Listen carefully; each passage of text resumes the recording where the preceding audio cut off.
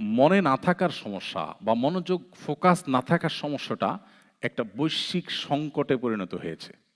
এটা শুধু আপনার আমার সমস্যা না, সারা পৃথিবীতে এই সমস্যাটা। এবং আপনি প্রত্যেকটা মানুষকে দেখবেন যে মানুষের কিছু মনে থাকে না, মনোযোগ ধরে রাখতে পারে না। আমি একটা জিনিস খেয়াল করেছি, 2 রাকাত নামাজ, অনলি 2 রাকাত নামাজ, যেটা হয়তো 3 মিনিটে পড়া সম্ভব, 4 মিনিটে সম্ভব, 2 মিনিটও পড়া সম্ভব। 2 রাকাত নামাজ কোনো দিকে মনোযোগ যাওয়া ছাড়া সম্পূর্ণ আল্লাহর দিকেই মনোযোগ থাকবে, যা পড়ছেন সেটার দিকেই মনোযোগ থাকবে, আপনার অন্য কোনো দিকে মনটা যাবে না। এইভাবে মনোযোগ নিয়ে মাত্র 2 রাকাত নামাজ পড়ার মতো ক্যাপাবল মানুষ হাজার হাজার মুসল্লি, লাখ লাখ মুসল্লিদের মধ্যে একজনেরও নেই। আপনি ট্রাই করতে পারেন, শুরু করেন নফল নামাজ 2 রাকাত 2 রাকাত করে পড়েন, দেখে ট্রাই করেন তো, যে একবারও মনোযোগ যাবে না, আমি দেখে হয় কিনা। খুব ডিফিকাল্ট হয়ে গেছে। গবেষকরা বলছেন মানুষের ফোকাস ধরে রাখার যে ক্ষমতা, সেটা খুব ভয়াবহ আকারে হ্রাস পেয়েছে। একটা সময় মানুষ যদি 30 সেকেন্ড, 40 সেকেন্ড বা 1 মিনিট ফোকাস ধরে রাখতে পারতো, এখন তার 50%ও মানুষের নাই ক্ষমতা। মনোযোগ হারায় ফেলছে মানুষ। কেন? গত 15-20 বছর আগেও এত ক্রাইসিস ছিল না, এখন যত ক্রাইসিস। তাহলে এই 15-20 বছরে কি এসেছে পৃথিবীতে যেটা আগে ছিল না? আমরা একটু চিন্তা করলে, ভাবলে দেখি, সেই জিনিসটা আর কিছু নয়, আমাদের স্মার্টফোন এবং সোশ্যাল মিডিয়ার ব্যবহার। এগুলো কিভাবে আমাদের ফোকাস এবং মনোযোগ, আমাদের স্মৃতিশক্তিকে নষ্ট করছে, এটা নিয়ে অনেক লম্বা আলাপ করতে হবে। আমি সেদিকে যাব না, আমি সংক্ষেপে শুধু একটু বলি। আমি নিজে যখন এই সমস্যাটা ফেস করছিলাম, আমার যে প্রোডাক্টিভিটি কোচ, আমার যে মেন্টর, একজন আমাকে ফিজিক্যাল এক্সারসাইজ করান প্রতিদিন, আরেকজন আমাকে সপ্তাহে একদিন কয়েক ঘন্টা সময় নিয়ে আমার সারা সপ্তাহের কাজগুলোকে আরও বেশি প্রোডাক্টিভ এবং আরও বেশি আপনার ভালোভাবে করার জন্য আমাকে গাইড করেন। তো আমার সেই প্রোডাক্টিভিটি কোচ বা আমার যে মেন্টর, পার্সোনাল মেন্টর, আমি তাকে বললাম যে আচ্ছা, আমার মনে থাকে না, আমি এক সময় 200 পৃষ্ঠার বই পড়েছি, পুরাটা মুখস্থ হয়ে গেছে, আর এখন একটা সন আমি মুখস্থ রাখতে পারি না, নোট ছাড়া কথা বলতে পারি না। কি সমস্যা? ডাক্তার দেখিয়েছি, দেশে দেশের বাইরে, কোনো সমস্যা ধরা পড়ে না, ডাক্তাররা কিছু খুঁজে পায় না, বাট আমি ফিল করছি এই সমস্যা। তখন সে আমাকে এক লাইনে বলল যে আপনি সকাল থেকে এই পর্যন্ত ফেসবুকে কতগুলো পোস্ট দেখেছেন? তাই বললাম, তা তো অগণিত, কারণ যেভাবে স্ক্রল করি আমরা, এটার কোনো এন্ডিং নাই তো। কিছু দূর গেলে হয়তো নেট একটু ঘুরবে, তার মানে তুমি ওয়েট করো, আসছে আরো, তাই না? কখনো আপনাকে দিবে না দ্য এন্ড, আসবে। চিন্তা করেন, যে জিনিসটার কোনো এন্ড নাই, আপনি যেভাবে খুঁজছেন মনে হয়েছে কি হারায় গেছে, তাই না?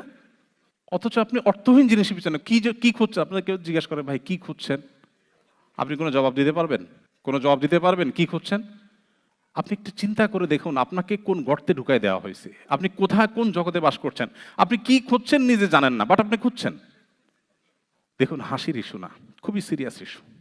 আমাদের ঈমান, আমল, এমনকি দুনিয়ার যে আমাদের জীবনের বরকত, সেটাও নষ্ট হয়ে যাচ্ছে। আমাকে তখন সে বলল, সকাল থেকে এই পর্যন্ত আপনি কতগুলো স্ট্যাটাস দেখেছেন? আমি বললাম, না হলে তো শখানিক হবে, আরও বেশি হবে, কারণ স্ক্রল যখন করি প্রতি সেকেন্ডে তো 2-3টা করে চাই। তো আমাকে বললো যে একটা স্ট্যাটাস আপনি আমাকে বলেন আগাগোড়া যেটা আপনি দেখেছেন। আমি বললাম, তা তো বলতে পারবো না।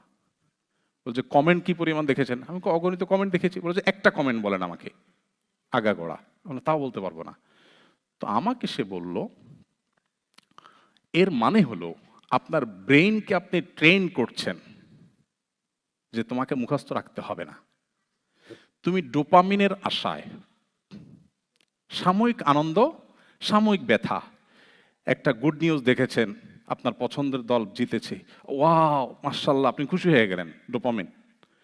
আবার দেখেছেন গাজায় মানুষগুলো অনাহারে মারা যাচ্ছে, এর মধ্যে আবার হামলা চালিয়েছে অভিশপ্তরা, এটা দেখার পর আপনার কষ্ট হয়েছে, মনটা খারাপ হয়েছে। এই যে সাময়িক আনন্দ আর সাময়িক বেদনা, এটাই আপনার উদ্দেশ্য এই স্ক্রলিংয়ের।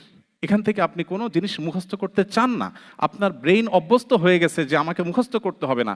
এর ফলশ্রুতিতে আপনার কোনো কিছু মনে থাকে না, মনোযোগ থাকে না, বিকজ আপনার ব্রেইন অভ্যস্ত হয়ে গেছে মনোযোগ না রেখে অসংখ্য জিনিস পড়ার উপরে। আপনি এটা ছেড়ে দেন, সিরিয়াস হন, আপনার জীবনে পরিবর্তন আসবে। কয়েক মাস হয়েছে আমার মোবাইলে কোনো ফেসবুক, কোনো ইউটিউবের অ্যাপ নাই, আমার অফিসে, আমার বাসায়, আমার কোনো পিসিতে কোথাও নিউজ ফিডে ঢুকার কোনো অপশনই নেই। সেটা এমনভাবে ব্লক করা, আমি চাইলেও ঢুকার সুযোগ নেই। আলহামদুলিল্লাহ, আমি ফিল করছি যে আমি অনেক ভালো আছি। আমরা যারা ইবাদত করতে পারছি না, নামাজে মনোযোগ থাকছে না, আমাদের যাদের ফোকাস নষ্ট হয়ে যাচ্ছে, আমাদের বাচ্চারা ধ্বংস হয়ে যাচ্ছে, আল্লাহর শপথ করে বলি এটার প্রভাব সবচেয়ে বেশি। আরো অনেক কারণ আছে, এটার প্রভাব সবচেয়ে বেশি। আমার 17 বছর 18 বছরের ছেলে, আলহামদুলিল্লাহ, স্টিল নাও তার কাছে কোনো স্মার্টফোন নাই, এবং এটার ব্যাপারে তার কোনো আগ্রহও নাই। তাকে বললেও হয়তো সে বলবে না আমি কি করব। ফোনই ছিল না, একটা ছোট বাটন ফোন দেওয়া হয়েছে বাইরে টাইরে গেলে পড়ালেখার জন্য কোনো কাজে, তখন যাতে যোগাযোগ করা যায়। এর আগে গত বছর দেড়েক আগে তার কাছে ফোনও ছিল না।